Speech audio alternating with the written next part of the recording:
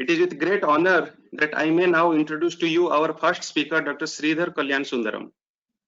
He is currently working as consultant neonatologist and pediatrician, head of neonatology, Al Jara Hospital, Dubai. He obtained his basic MBBS degree from Stanley Medical College, Chennai in 1995, MD Pediatrics from the prestigious Institute Jipmer in 1998, DM Neonatology from the Premier Institute PGI Chandigarh in 2001. He also obtained his MRCPCH in 2003 and FRCPCH in 2006 from RCPCH UK. He is an expert neonatologist and pediatrician with vast experience in all forms of ventilatory support, including nitric oxide therapy, therapeutic hypothermia, and cerebral function monitoring. He is well published and is very much interested in teaching and research. He has organized many national and international conferences. He is also an examiner with RCPCS for the clinical examinations. As director of NICU, he has taken many initiatives to improve the neonatal services in UAE. He has an educational YouTube channel, which I personally found very useful and informative. So I request all the delegates to please subscribe to his channel to get access to excellent academic pulse. Today, he will be taking us through postnatal newborn care. Over to you, Dr. Sridhar. Thank you, Professor Subranshu and Professor Gurumadhav Rao and Professor Jansi for this opportunity. I mean, it's my privilege to be part of this teaching session from a university of the stature of RAK University, and welcome to all the delegates.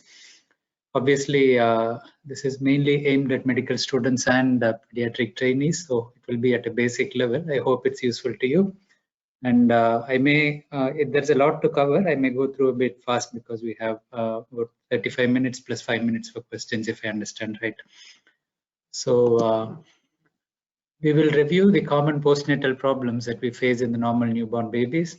We'll discuss about general assessment of the well neonate, various aspects of screening when it comes to newborn, including the blood spot screening, hearing screen, and critical congenital heart disease screen, and important postnatal problems in brief, like hypoglycemia, jaundice, how to support feeding, and so on.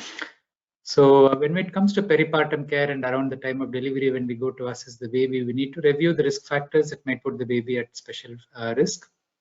So most of us follow the American guidelines, and the group B streptococcal screen is done for the mother at around 36 weeks. This is an important factor to look for, and whether there is adequate antibiotic cover in the mother, so you can decide on what pathway the baby will follow in terms of risk of infection.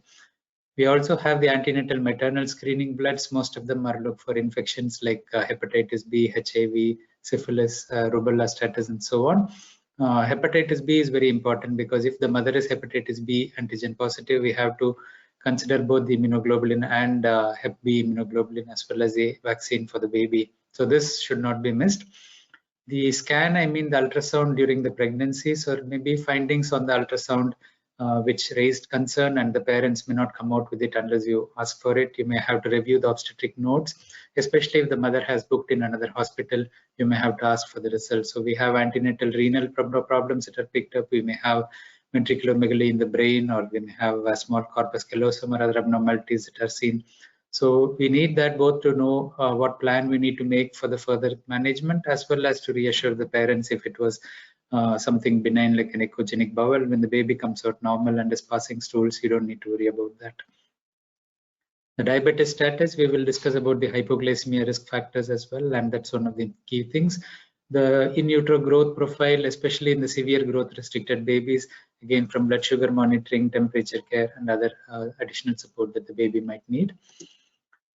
Quick mention of a very important topic called delayed cord clamping, and as Dr. Subranshu said, I have a YouTube channel and this video is available there if anyone wants to know in more detail. So one fact we should remember is that the fetal blood volume is distributed between the fetus and the placenta, and actually it's blood that belongs to the fetus. It's not a separate blood that's needed for the placenta.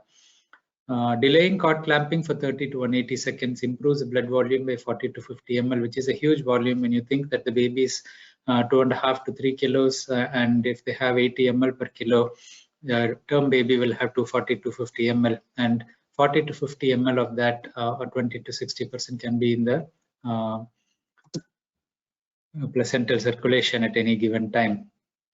So this is a quick look at how the placenta looks, the maternal side, the fetal side, and we have the single umbilical vein and the two umbilical arteries. The vein, of course, takes the oxygenated blood to the fetus, and the arteries bring back the blood. But more important to understand is why the placental circulation is part of the fetal circulation. So we know that the fetal lungs do not do the oxygenation. The fetal lung receives only 10% of the circulation, while after birth it's 50% of the circulation. So it's a series circuit with only a small portion going into the lungs. The function of the lungs is done by the placenta. So just assume that what is in the placenta actually belongs to the baby. What is meant to be in the lung is in the placenta because of the function that is different within the womb. And that is where the stress of delayed cord clamping comes in, because when the baby starts breathing, the lung fills up, the pulmonary vessels dilate, and the blood from the placenta comes back to the lung. So you have to wait for the baby to breathe or cry and wait for a few seconds at least for this to happen. So 30 to 60 seconds is a reasonable time. If the baby does not cry soon after birth, what do we do? Do we need to wait for the clamping till you open the lungs by your inflation and the oxygenation improves? That's the way forward, and that's where we are all working towards. So when you are educating your team, when you're discussing with your obstetricians or your midwives, please point out this fact that the blood in the placenta is actually the baby's own blood. What is supposed to fill the lungs is in the placenta. Unless you wait till the baby cries, this blood is left behind. So it's actually hemorrhage from the baby if you clamp the cord before you have the lungs open. There are significant benefits in a premature baby because the circulating blood volume is less and their circulation is still labile. There is a hemodynamic stability that results from delayed cord clamping and the improved blood volume. The IVH risk might reduce and they need less transfusions. In term babies, because they are hemodynamically stable, they don't go through this flux that the preterm babies have. However, it increases the iron content, it reduces the risk of iron deficiency. We should remember that the blood that is in the fetus and the newborn is very high in stem cells, and these stem cells are essential for various functions, immune components, immunoglobulin that the mother transfers, they're all in this blood. So actually depriving the baby of this 20-30 ml of blood at least would be a huge disrespect to the baby. There is no risk of polycythemia seen even though the hemoglobin, the hematocrit may be high. This is because it's not only the hemoglobin, it also the blood volume that comes, so the viscosity doesn't go up. Because of the slight increase in the RBC volume, you may have a slight increase in neonatal jaundice, but it's not clinically significant. So in babies needing resuscitation, as I said, we may have to wait, and there are developments in this field where the resuscitator separate designs are made to take it to the introitus or to the abdominal wall of the mother in case of cesarean. One thing to remember procedure wise is to keep the baby at the level or below, not above the level. And intrauterine growth restriction, what do we do? Because these babies may be polycythemic, and whether there is any risk of harm. And what happens if there is a stem cell collection planned? Because we know that delayed clamping reduces the output when you take the stem cells for future storage. So we have to discuss clearly that umbilical cord clamping delay is essential for the baby's own reasons, while stem cell collection is for the future unknown. We don't know if anyone in the family would need it, and whether the condition, if at all it is there, will be responsible, respond to those stem cell treatments. So this is a known factor which will benefit versus an unknown factor, so educate the parents. Coming to the postnatal examination, so all babies should have an initial assessment done by the nurse, midwife or doctor attending the delivery according to the unit protocol. And there should be at least one full examination by the pediatrician, and this opportunity should be taken to educate the parents in the various aspects of care, which we will detail along as well. So the head-to-toe examination should include examination of the head, face and mouth. Cardiovascular system, don't forget the femoral pulses, because you may miss a coaptation of the aorta, especially after 24 hours. It's better once a PDA is closing. Murmur may want you to reevaluate, and we have respiratory system, CNS, including reflexes. The red reflex is a very important assessment, because if the baby has a congenital cataract or if there is any other condition which affects it, you have to pick it up. We'll be discussing the hip examination. So developmental dysplasia of the hips is where the hip joint has not developed properly. The acetabular labrum is not covering the femoral head fully. There is a risk of dislocation. So that's why we call it a developmental dysplasia. It can evolve with time. So you may not have the full dislocation at birth, but if you don't pick up that the joint isn't well formed, you may miss such a case. So Some countries do regular ultrasound screening, and most of them do risk factor based assessment. So we refer for hip ultrasound if the baby is breech, because limb isn't moving as much as it should. If the baby is in the breech position, the feet is engaged. If there is a family history with the first degree relative with developmental dysplasia, it increases the risk. And of course, abnormal clinical examination. So we have two important tests that we do as part of the newborn assessment: Barlow's test and Ortolani test. It should be done one side at a time, so you stabilize the hip on the other side. Barlow dislocates and Ortolani reduces. So just remember BD and OR. When you adduct the hip and push backwards, the femoral head dislocates backwards. So you will feel a clunk here, and this is Barlow's test. So don't keep repeating the Barlow's test because it may harm the acetabular labrum. Ortolani is basically where you reduce the dislocated femoral head, so the head is out. So you abduct the hip and bring it in, pushing forward. Your finger will be over the ischial tuberosity region, so you will feel the clunk as the femoral head goes back into the joint. Again, don't use undue force, especially if the hip has been dislocated for a while. You may have fibrous tissue there. It will be painful for the baby and it may cause further damage. So be gentle in your maneuvers. Of course, you can look at other things like limb length discrepancy and so on, or extra folds. But in the newborn examination, the Barlow's is the main one because most of them are not already dislocated. And you dislocate it. Once you dislocate, if you do the Ortolani, it will go back into the joint. These babies will need orthopedic review and ultrasound to confirm. They are treated by Pavlik harness and other measures. Very rarely they need surgery. The important screening that we do for all babies in the past 10 years or so is a critical congenital heart disease screen, and now it has become mandatory. The oxygen saturation screening is basically performed close to 24 hours of age. You can do it earlier if discharging early, but we wait at least close to 24 hours because the PDA may confound your findings. We do a right hand, which is a preductal, and either foot for the postductal saturation. Baby should be awake but not struggling, and they should have regular breathing. We record this for at least 2 minutes. This is mainly aimed at critical heart disease like hypoplastic left heart, tricuspid or pulmonary atresia, tetralogy of Fallot, transposition, TA-PVC.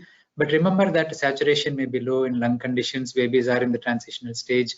You may have transient tachypnea. You may have aspiration pneumonia. We may have infections which may produce. So the failed test needs evaluation, and heart disease is one of the things you would pick it up.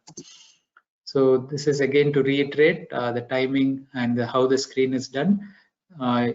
Once the screen is done, if it's less than 90% in the right hand or the foot, less than 90% saturation is significant, so it's a positive screen or a failed test. And if it is borderline, so less than 95 but more than 90, and there is a 3%, more than 3% difference between the right hand and foot, you repeat it at hourly intervals twice, and if it's still failing, then it's a positive screen. If it is more than or equal to 95 and less than 3% difference, then it's a negative screen.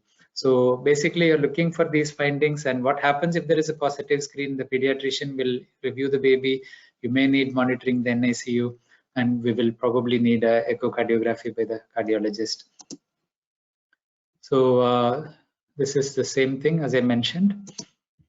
What is a newborn early warning score? So there was a question about APGAR score versus newborn early warning score. They are different systems. The APGAR score is what we assign the baby at the time of delivery to know what kind of resuscitation the baby is needing. The newborn early warning score is a monitoring system which alerts the team to ongoing changes. So it's a continuous monitoring, and when the vital signs are recorded, we give a range for each of these vital signs. So the temperature, respiratory rate, whether there is grunting, heart rate, color, and neurological status of the baby. If all these are normal, it's obviously normal. If any of these are borderline abnormal, it becomes amber. And if you have significant abnormality in any of these, it becomes a red score. One amber observation would mean you need to review the baby closely, repeat the observation in 30 minutes. If there is 2 amber or 1 red, it needs immediate review by the pediatrician. So basically, a newborn early warning score is one way to sensitize your team to what is significant variation in the vital sign monitoring. So this is more like a priming and alerting system. Coming on to newborn hearing screen, we have the universal hearing screen, done in most centers. Most of them do the otoacoustic emission. Some units directly do the BERA as a screening as well. So the otoacoustic emission is basically a sound given off in the inner ear by the cochlear hair cells when the cochlea is stimulated by a sound. So the outer hair cells vibrate and this electrical activity returns as a nearly inaudible sound that echoes back into the middle ear. So basically the probe emits a sound and it also picks up what comes back. And if there is a hearing loss more than 25 to 30 decibels, no otoacoustic emission is detected.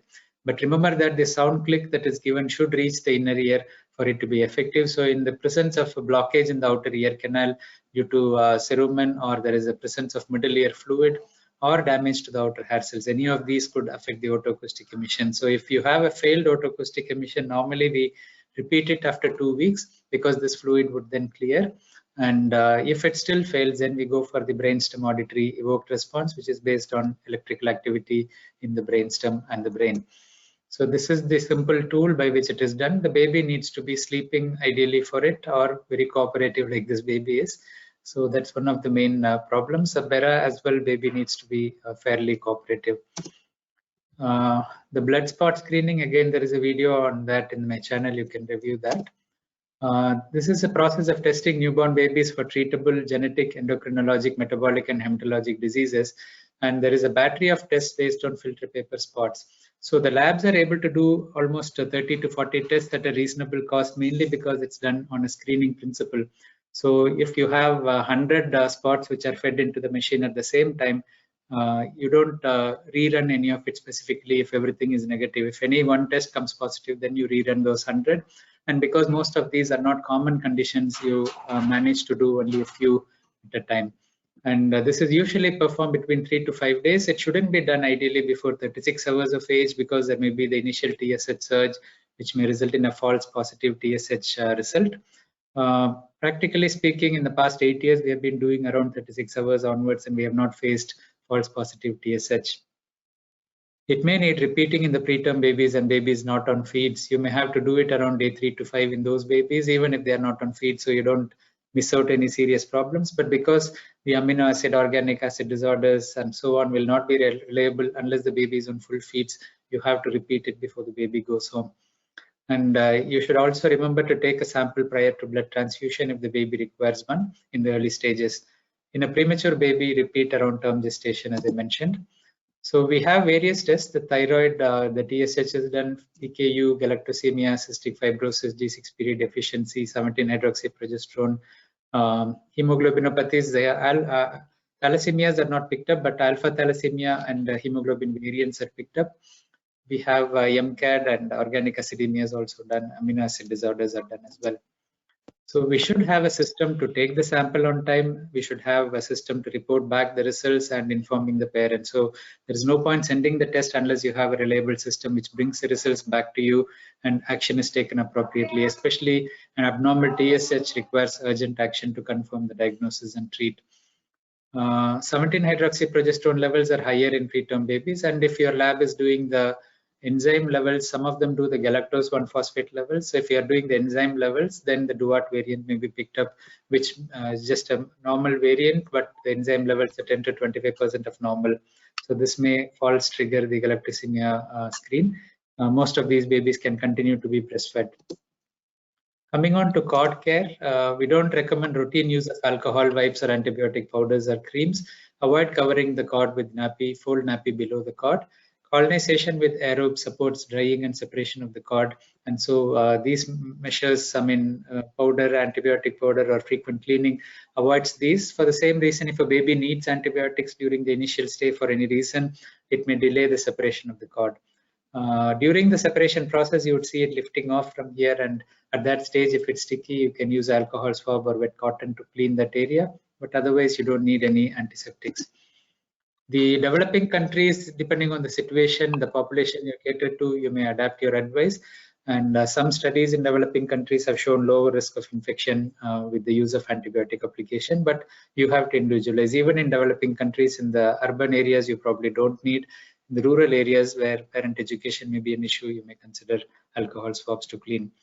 Redness around the umbilical site or purulent discharge is very important not to miss. Like umbilical sepsis is very serious because the umbilical vein connects to the portal system and you have a chance of portal hypertension later on if you don't treat it effectively.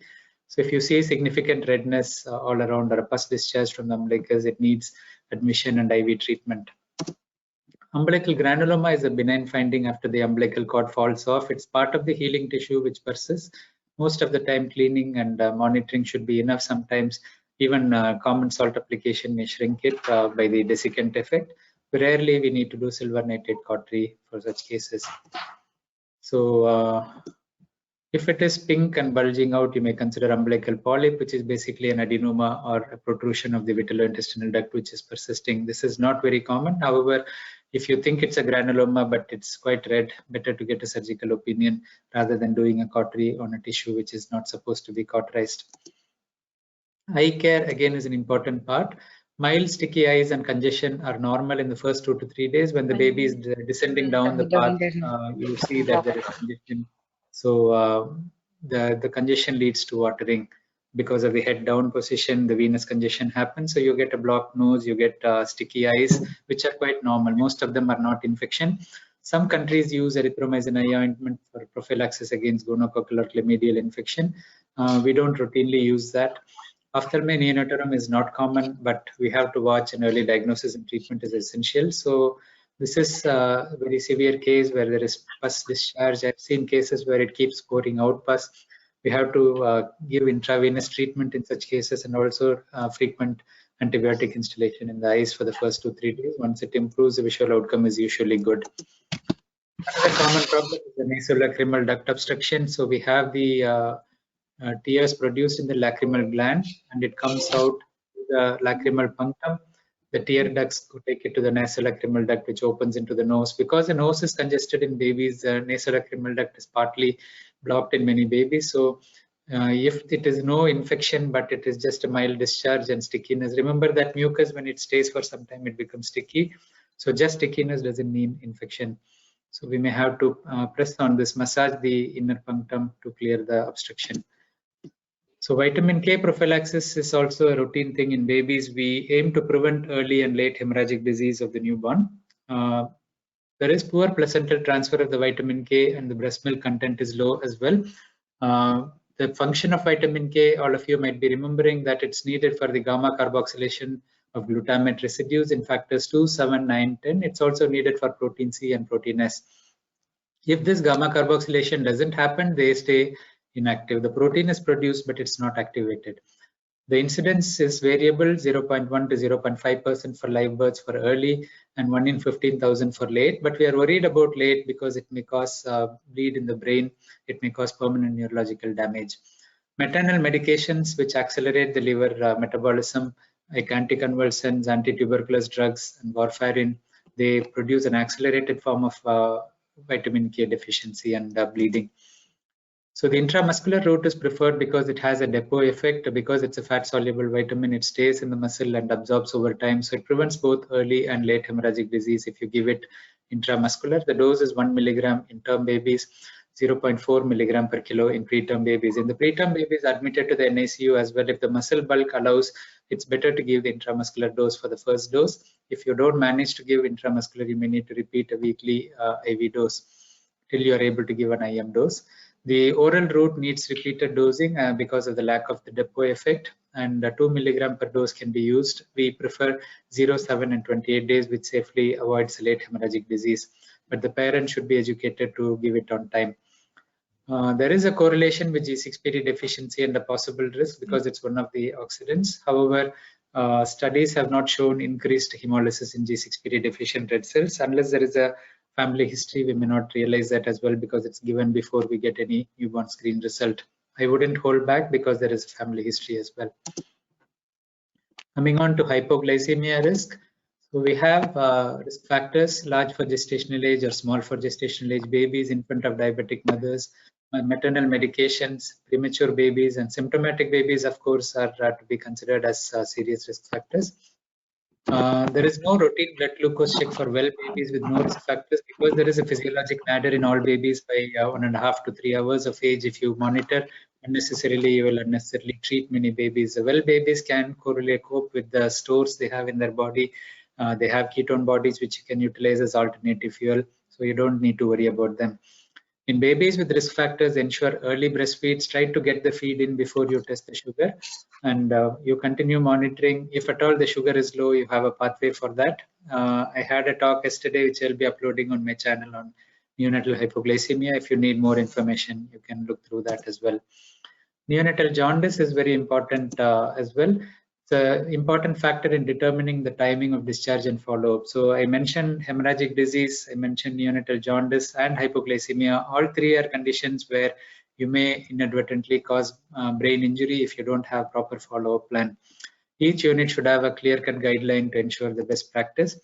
The risk factors include Rh negative mother O positive with baby AB or AB which is ABO setting, positive Coombs test, which means the antibodies have come across from the mother to the baby against the baby blood group antigens, bruising or cephalometoma, and term babies who are born less than 39 weeks because the liver maturity is still progressing, and premature babies, of course, and risk factors for early onset sepsis. We have the NICE UK guidelines, and we have the AAP charts. The billytool.org is a website which helps you based on the AAP charts, and it also uses the Bhutani nomogram for predicting the rise of jaundice. So again, there is a video on how to use a Billy tool. You can go through that.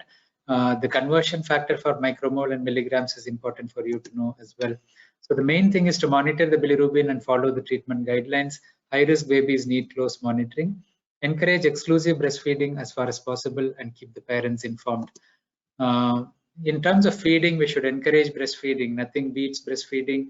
Breastfeeding is the best for the baby. Baby-friendly practices should be implemented everywhere. Whether you are certified baby-friendly or not is a different question, but your approach should be baby-friendly. Whether tongue tie in the baby has an impact on breastfeeding is still controversial. However, in some babies, it makes a difference if the baby is not able to latch adequately. You review with the pediatric surgeon to treat it if it is there. Explain to the mothers about the physiology and the natural time course. Again, your staff should be familiar as well that it takes 2 to 3 days for the primary mother to start producing a reasonable volume of milk. She needs support through that period. And if you need a brief supplement for hypoglycemia or for any reasons, avoid the bottle because that will interfere with the latch. You can train your staff to teach them cup or syringe feeds. The last part is about sudden infant death preventive measures. So all of you are familiar about sudden infant death, where in the first 4 months of age, the baby may suddenly die during sleep. So this is not a common occurrence, and the incidence has gone down a lot after the Back to Sleep campaign. So place healthy infants on their backs to sleep, and they should be on a firm mattress, never on a soft surface. To avoid rebreathing, do not put blankets, comforters, stuffed toys, or pillows near the baby. So nothing should block the face or nose of the baby. Do not use bumper pads in the cribs as there is a potential risk of suffocation or strangulation. Breastfeeding is a very important protection against SIDS. Avoid passive smoke exposure. If there is reflux, parents should follow the advice for the feeding pattern and position for the baby. Vaccination is also a very important tool to reduce the risk of SIDS. Smoking, both shisha and cigarette smoke have a big factor, and very important that we encourage to parents to stop smoking. So again, you have a video on this which you can review and share with me. So I think we have about 10 minutes for questions now. I had to rush through because it's a detailed topic. I hope it was clear, and I would be very happy to take any questions you have.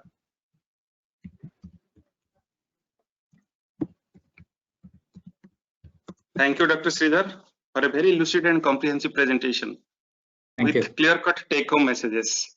Now I invite my colleague at RACCOMS, Dr. Malaya Jhansi, who is the Associate Professor in Pediatrics, to take over the question and answer session. Over to you, Dr. Jhansi. Thank you, Dr. Subhranshu. Thank you, Dr. Sridhar, for a wonderful and precise talk on newborn care. Actually, we had questions yesterday. We received some questions. You already answered in your talk regarding the hypoglycemia and Apgar scores. Another thing is, during neonatal hypoglycemia, do you have any experience in using dextrose gel? Yes, we have recently started using dextrose gel. It's one of the measures we can use to reduce the admission of the babies. If you are following a risk factor based screening of the blood sugar, and we have ability to give the dextrose gel along with the feed when we have a low sugar reading, and then we recheck the sugar. If the sugar is maintained, we can maintain the feeds and keep the baby away from admission. So the main advantage of the dextrose gel is going to be that you may avoid admission in the NICU. So dextrose gel is preferred than giving breastfeeding, or the dextrose gel is only like a bolus that you give. You still need to give the feed. You still need to give the breastfeed or top-up feed. Remember that this is a hypoglycemic baby, and the breast milk takes 2 to 3 days to come. So you may need to use formula milk as well. If the mother is primary, for example, you don't expect her to have milk at that stage. So it's not a supplement. It's not to replace the feeding. It's to bring up the sugar quickly, so you're not forced to take the baby to the NICU, which results in separation of the mother and the baby. It's like a bolus. You can say it's 40% dextrose, and the dose is 0.5 ml per kilogram. And you can repeat it for 2 doses. If the first one works, but it doesn't bring it up adequately, then you repeat the dose. If even 3 doses are not enough, you still have to take the baby to the NICU because it's like refractory.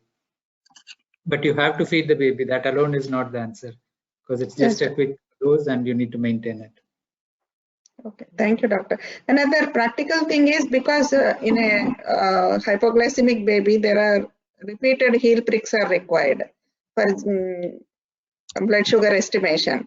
So how you take care of that heel prick injuries, and what are the precautions we need to take for that repeated heel pricks? The unit should be trained. The nurses should be trained in the size of lancet that's available and what they are using.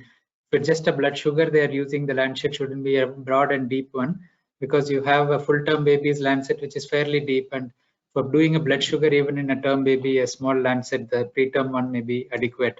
So when you have a prick, it's a very sharp and pointed prick, so you don't need any specific treatment to heal it. But obviously it is painful at that time. You may need to use pain relief measures like comforting with the mother breastfeeding, or even a sucrose, oral sucrose for the pain relief. But in routine terms, for a glucose alone, we don't use the oral sucrose if for testing. But the lancet size, the nurses should be familiar, and the position where you test on the heel prick is very important. You have a defined area. You shouldn't go to the middle of the heel. You should do it on both peripheries, which are the vascular areas. And remember that you're not wanting a big sample. It's only a bedside test. A drop of blood is what you need. So the smallest lancet possible should be adequate. So position well, puncture it so you succeed in one go. Of course, one baby may get, we call it a pin cushion effect. Unfortunately, in some babies it happens, which unfortunate. Yes. So because this is a repeated pin prick, so do you use any prophylactic topical antibiotics in that area, doctor? No. It's not necessary if you are doing it in the proper way.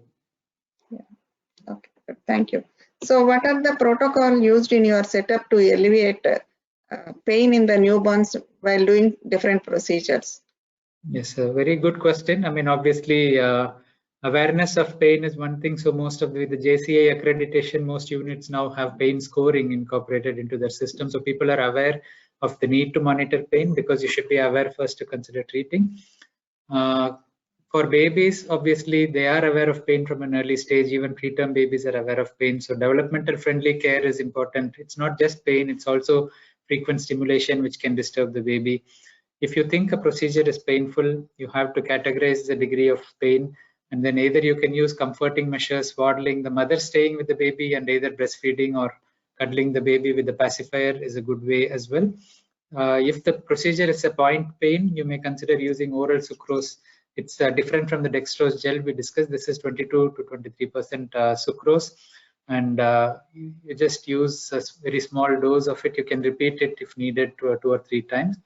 We have usually put a limit of 4 times a day. This is hypertonic as well. So in a premature baby who is very small at risk of NEC, we avoid using it, but it's a local use, and it works by the effect of the sugar as well as stimulation of the opioid receptors as well. Yeah, thank you, doctor. Yes, some people have received, there is one question, is phototherapy the best option for infant born with jaundice? This is asked by Gayatri Pradeep. Phototherapy is a main treatment for jaundice if it is significant.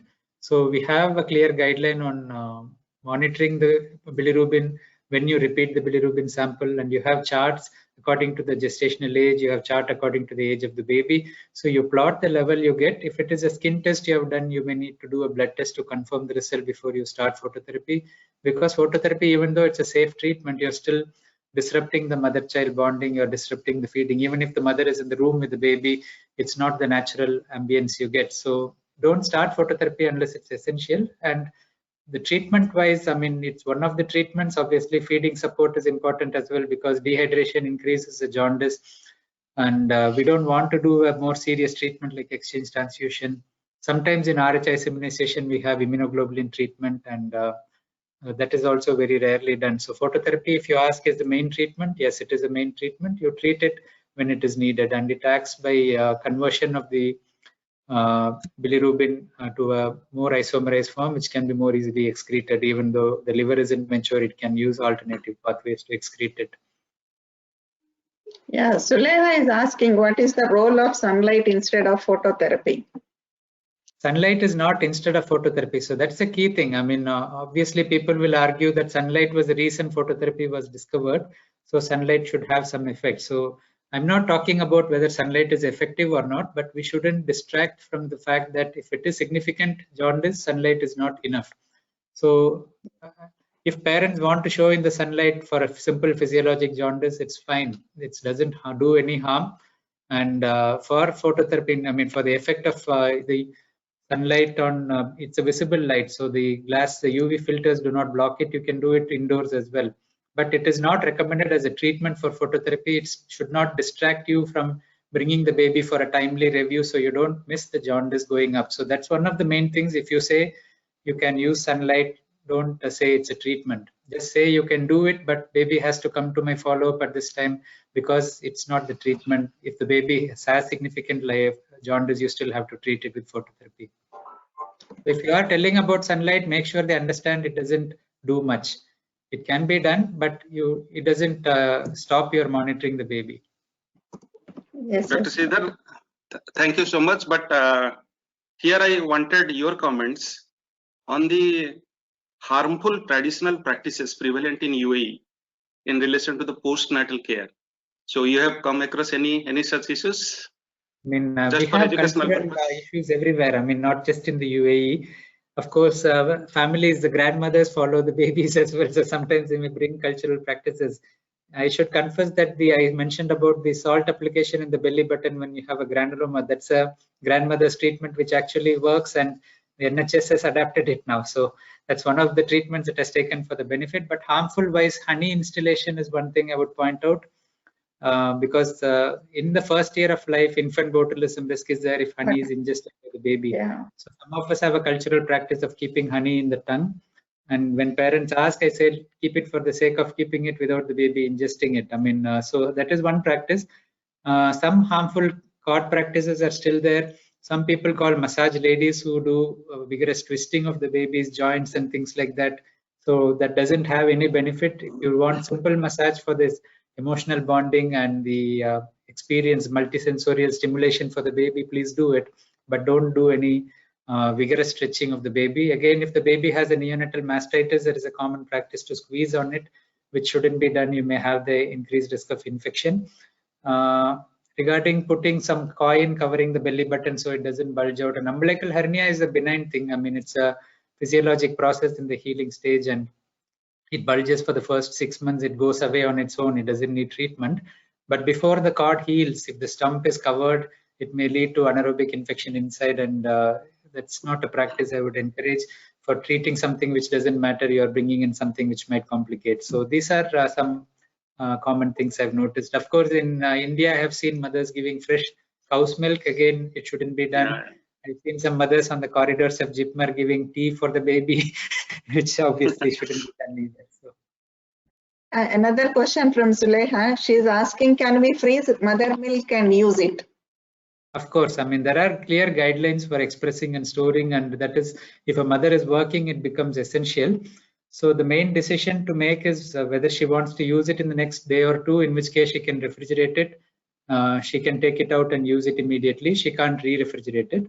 If she decides she wants to use it for later, she has to freeze it immediately after expressing. So putting it in the fridge and then deciding next day to freeze it is not appropriate. If you decide to freeze, you freeze it immediately. If you have a standalone freezer used only for the milk, you can keep it up to 6 to 12 months. But if you have a home fridge with separate doors, you can keep it for 3 months. So in the freezer, you do get freezer bags for the milk, which can be quite less space consuming. You have to write the date and time on it, so you use it in the appropriate order. If you plan to do it, I would recommend reading guidelines from the DHA or any body which gives you clear guidance on how to store, how to save, and so on. Another last question during this delayed cord clamping. What is the reason for neonatal jaundice in delayed cord clamping, increased incidence? And Because another thing is, yeah. Yes, doctor. Carry on.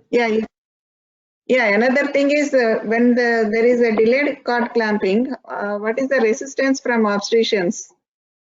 Because they need to deliver the placenta, and how far they are cooperative with that. The placenta usually separates after 7 to 10 minutes, and during the cesarean, of course, I mean, it's part of the same procedure. So 30 seconds to 1 minute is hardly any time. And that is where the education comes in, and what points I made are very strong points to say that it's actually blood that belongs to the baby. If you say that, no one is going to debate it. It's not the placental blood, it's the baby's blood that is in the placenta, because the placenta is breathing for the baby. So when you make this argument, no one can debate it. So that's why I keep repeating it, because it's a very important message that everyone should get. And regarding the jaundice, there is a slightly increased risk of exaggerated jaundice because the baby has more red cells. But again, it's part of what the baby is supposed to have. And remember that bilirubin is an antioxidant. It has helpful effects as well. So it's not harmful. So as long as you have a plan to monitor, feeding support is important in these babies. If the bilirubin is slightly rising, but you feed well, you may not face any problems. And in practice, we have not seen any real difference when you do delayed cord clamping with jaundice. Theoretically, it increases, but it's not blood that doesn't belong to the baby you're giving. So we should come out of this concept that we are doing something different. This is what we should be doing. If you clamp early, you're doing something wrong. So, thank you, Dr. Thank you so much. It was very interesting, great discussion as well.